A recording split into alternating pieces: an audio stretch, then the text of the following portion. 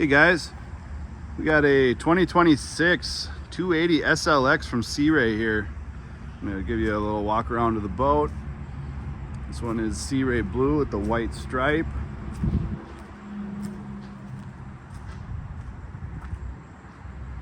Around back here you've got the power submersible swim step, Bravo 3 outdrive, underwater lights. You got the trim tabs here.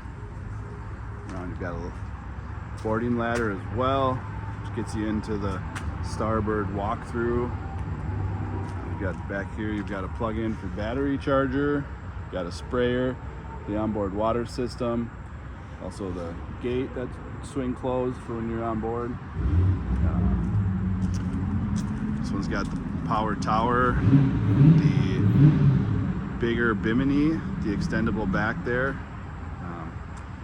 I want to hop on board here and show you some of the interior features.